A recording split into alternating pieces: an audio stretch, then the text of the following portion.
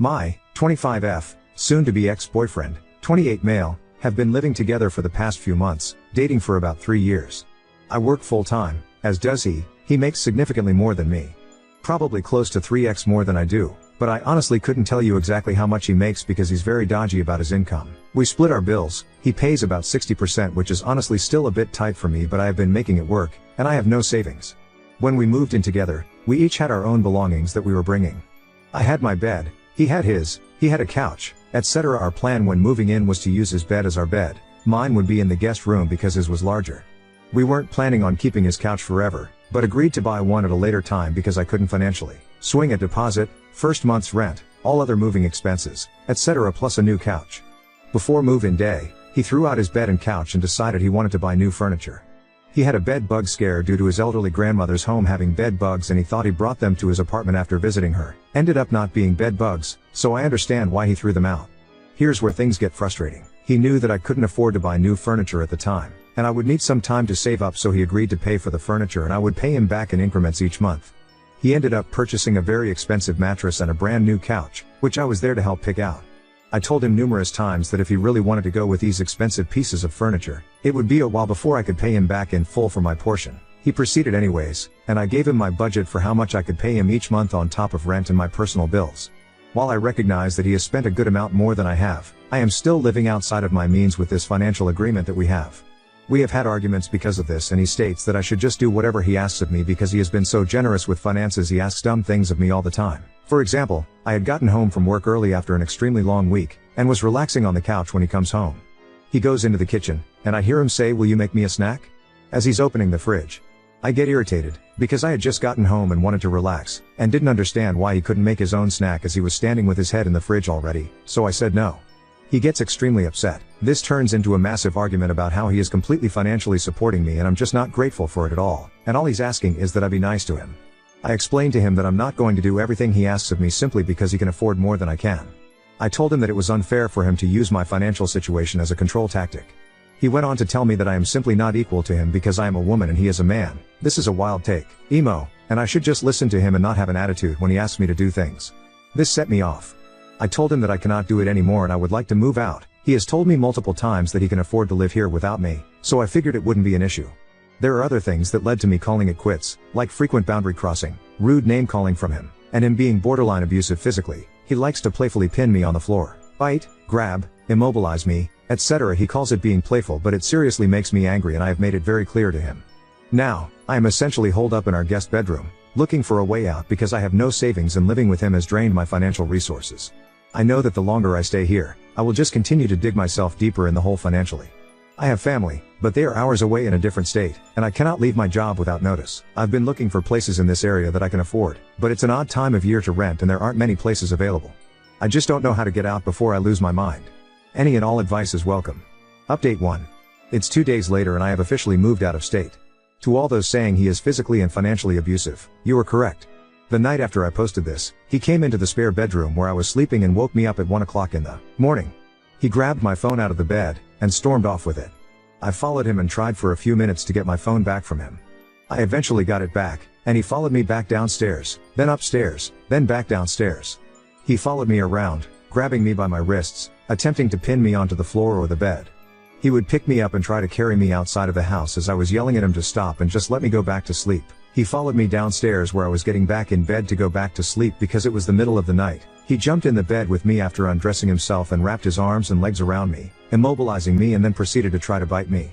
I did poke him in the eye by accident, while trying to shove him off of me. I was swinging my arms at him as much as I could while being pinned down by his arms, legs and entire body weight. He didn't stop until I screamed at him that I wanted nothing to do with him and to leave me the F/CK alone. At this point, he becomes furious, gets up and says that if that's how I feel, then I can just get the F/CK out right now. He then goes to the closet with my clothes hanging in them and tries to pull my clothes out of the closet. I go to stop him, pulling his arm out of the hangers, and he stumbles back, running into the closet door. He continues to shout about how I can get the F/CK out and find somewhere else to stay, or go to a hotel. I broke down sobbing, just completely drained, mentally and physically, after going around for about an hour trying to get him to leave me alone. I end up calling my mom a little after 2 a.m., sobbing, and telling her that I need to come home and I need help. I tell her what's going on, as he, my ex, is still standing over me in the guest bedroom. I'm sitting in the bed and he is standing next to the bed just watching me. As soon as he realizes that I am talking with my mom, he switches up really quick and says to my mother, "I'm really sorry you're dealing with this. She is going through nicotine withdrawal and is treating me like shit." I started yelling at him through my sobbing, with my mother still on the phone, telling him to leave me the f/ck alone, to go away and let me go to sleep, etc. He begins recording me on his phone at some point. This goes on for a bit. I have my mom on the phone with me and my ex is just standing in the guest room next to me while I'm sobbing in the bed. I attempt to go upstairs, out onto our back deck to talk to my mom without him standing over me. He follows me, still playing the innocent victim. I again start yelling and telling him to leave me alone. Eventually, he gets irritated enough by my yelling for him to stop following me and leave me alone, and says that he will go somewhere else for the time being. He'll pack a bag and give me time to move my stuff out. My mother is still in the phone, so he is using a very calm tone of voice and acting as though he's been extremely rational and calm the entire time, while I am a hysterical mess. While he is gathering some of his things, my dad wakes up and my mom fills him in on what is going on. My dad immediately said he is going to call the police. My ex overheard this, looked at me and just said that's crazy and walked out about 20 minutes later, after throwing his house key at me. My parents did call the police. They showed up probably 10 to 15 minutes after my ex left the house. I spoke with the police about what was going on, and they informed me that my ex had called them before my parents even had. He called the police immediately after he overheard my dad saying he was going to call the police. He also told the police that I attacked him. I hit him several times in the face, open and closed-handed. He told the police that I punched him in the face.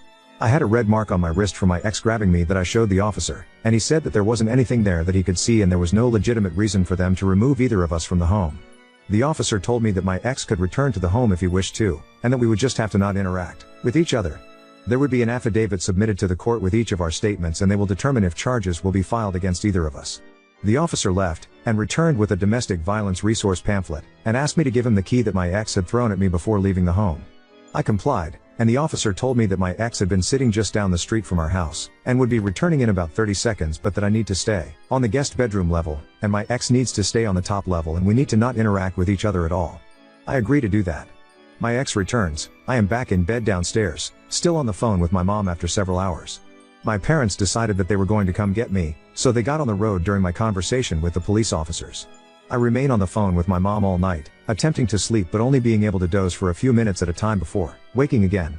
In the morning, my ex comes walking downstairs on the level that is supposed to be off limits to him, per our agreement with the officer.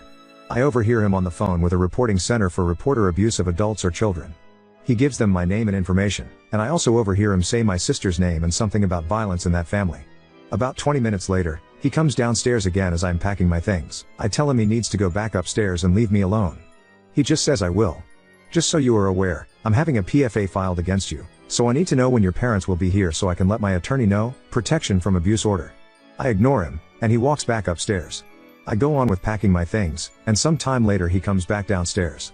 I am in the guest bedroom changing, and he pushes the door open. It wasn't completely latched, he was not supposed to be down there, and starts asking me again when I am leaving.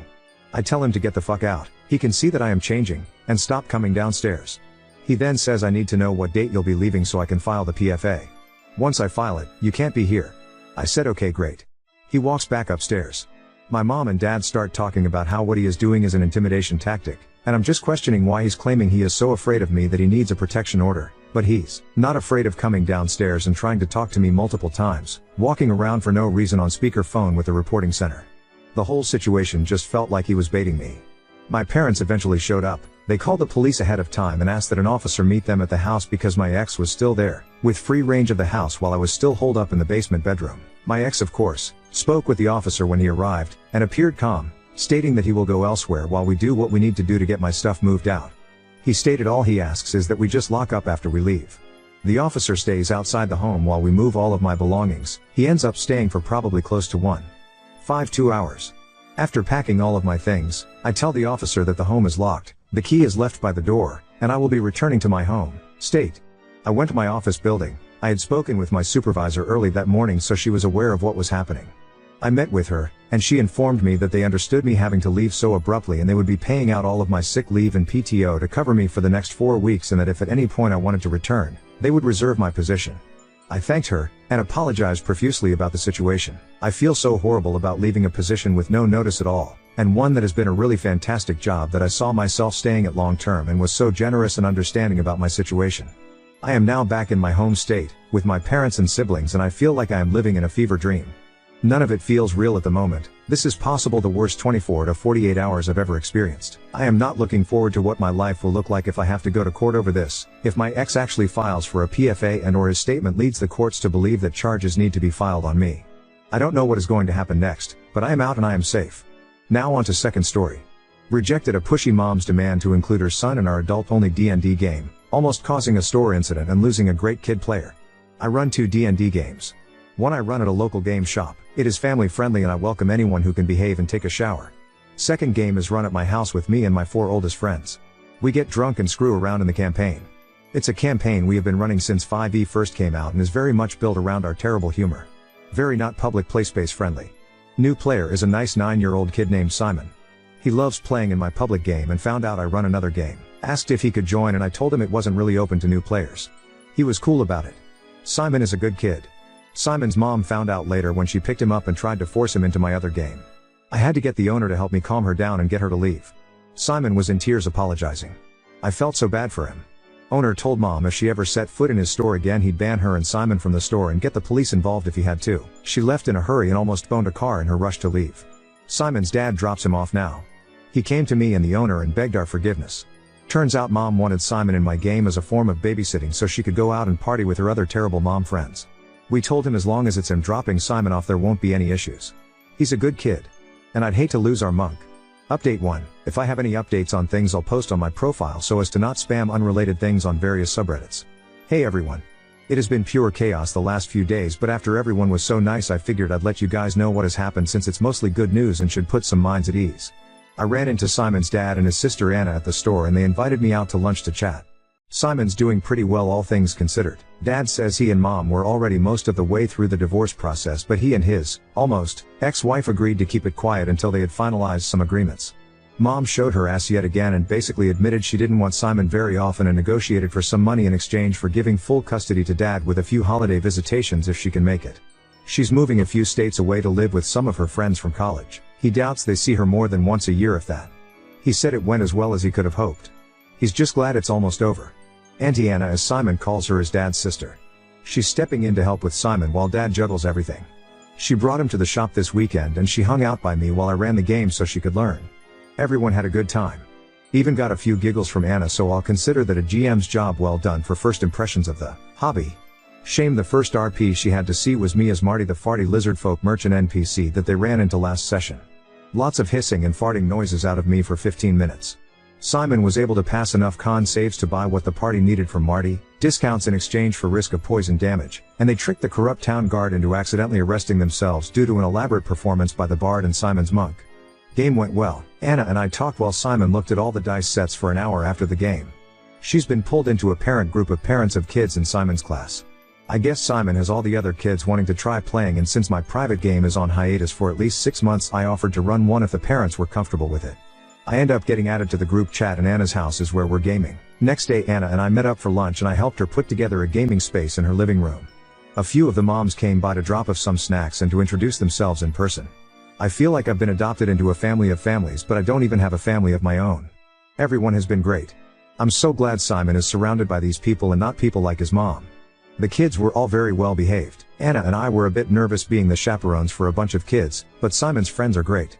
They all had a blast making characters and doing the test encounters I had for them. There's a girl that made certain she was always seated next to Simon and barely takes her eyes off him. She has a huge crush on him, but don't think he even realizes what's going on. It's adorable. Parents were all happy with game night, and honestly I liked running for all kids way more than I had expected. Anna and I agreed we were fine with doing this regularly so now Anna and I are the game masters to everyone. Also I'm now Uncle Caleb to Simon. Not sure what I did to earn the title, and I definitely didn't get emotional when he called me that. So that's about it. I still run 2 games. I've been adopted by a 9-year-old. And I've taken over Anna's living room with minis and battle mats. Simon is an incredible little dude and I'm glad to have met him and his amazing family, one parent excluded. It's been a week. I've known this woman for about a week and I've already fallen hard. Infatuation levels are all set to max. She's incredible. Gonna be spending a lot of time with her for a few weeks and I and a lot of folks we know are saying I should ask her out. I'm going to. I just want to let us get through this busy point and take a bit of time to get to know her more. First, before I do that, I'm just going to update here if I have any good news to share at some point. Update 2. Hello everyone. While this is an update originating from a post on RP Horror Stories, there isn't much of a horror story anymore. Just some updates on my situation and the people in my life. I wasn't expecting as much interest after the initial drama, but I've also been made aware just how much of a dense goober I am, partially thanks to folks on Reddit pointing some things out. My nephew Simon is the coolest little dude in the universe. His interest in board games is starting to really take off ever since Anna brought him over to my place and he saw my shelf of games. He absolutely loves Ticket to Ride. I gave it to him and he wants to play it next game night. The public game party is now chasing the big bad through a few portals leading to a chronomancer's domain in the stomach of a kraken. So that should be fun. Simon has expressed interest in learning to DM. I'll teach him everything I know. I would gladly play in any campaign that boy runs. He said he has some ideas and I intend to help him make those into dice-based reality. As for how he's handling the situation with his mom, Simon is doing well, but he struggles. He's very clingy toward Drew. I'm betting this is normal for kids in Simon's situation. Simon has Drew, Anna, and a good head on his shoulders. He'll be fine. Drew and Simon spend a lot of their time together just doing little projects. They're currently putting together a puzzle while watching Simon's shows. Drew told me this was a once-a-month thing due to his work schedule. Now it's several times a week and they both love it. Drew did need a little time to decompress from dad mode, so one night he and I went out to a bar for a few drinks. He told me about his plans to take Simon out of town on a father-son trip. Simon's just excited the hotel has a pool. Drew says he doesn't plan to date or do anything anytime soon. The ink's still dry on the divorce papers. I think single dad is what I want to be right now. He wants to focus on Simon and figuring out what life looks like for them going forward. As for Anna, she was initially busy balancing work, Simon, game nights, and a bunch of other responsibilities since she stepped up to help Drew. Things stabilized a lot faster than anyone expected, with the divorce resolving smoothly and Simon being the easiest child in the world to take care of. Now that Drew is using vacation time, she has had a bit more free time until he goes back to full-time work. So she's been catching up on some of her hobbies like baking and playing games on her Switch. I had to come over and run the cables to hook it up to her TV because she couldn't reach. She also needed my help setting up her Wi-Fi when she got a new router. And she has had multiple issues with her laptop that I've had to resolve for her. That woman is brilliant in every other regard, but truly clueless when it comes to tech. But I was paid for my ticket resolutions and homemade meals. So I'll call it even. The more time I spent with Anna, the more confident I got that asking her out was the right call. So I asked her out and she said yes. Unfortunately, Anna gets migraines semi-regularly and one hit her just before our date. I came over and she was visibly miserable but trying to convince me it was okay and we'd still go out. I practically had to order her to go get into bed. Got her migraine pills and some water for her. Blacked out the curtains and told her to call if she needed anything. She called me a few hours later asking for something to eat because she was feeling better, so I got her some dinner and ate with her. She kept trying to apologize, but I told her to make it up to me with another date next day. Which we were able to actually go on. It was a fantastic night. Had some amazing food and walked around town and talked. Then went back to drop her off and we sat out in my car for another hour and talked. The last thing she said before getting out and running in was, "You're my boyfriend now, by the way," before shutting the door. I had no intention to argue even if she'd left me time to. Since then we've gone on a few more dates with our free time and we're both really happy with how things are going. It turns out Anna was a few days away from asking me out herself if I didn't make a move. She also hasn't stopped teasing me about Marty and his farts. And I told her about the werewolf Pierre Wolf I'm using soon, and she won't stop patting my head and calling me the good boy. I'm not giving her character previews anymore. I guess that's it. In the last few weeks my life has changed so drastically it's insane. This may be strange to say, but thank you for sharing in this internet sharing circle thing that this became for me. Update 3. Posting here too since TifuBot said I was asking for advice? Not sure there. Got to vent my embarrassment somehow. I've been putting off clearing out my old storage unit for a year now. Asked my girlfriend if she'd help me clean it out and I'd take her to lunch after. I hadn't looked in some of these boxes in the years I've had them since high school, but for some reason was confident I had thrown anything too embarrassing out years ago. Well, I was taking a box back to the car when I hear my girlfriend start cackling. I come back and she is holding up a bag of personal time reading material I had from when I was in high school and had to take trips to a family cabin with no internet for weeks at a time.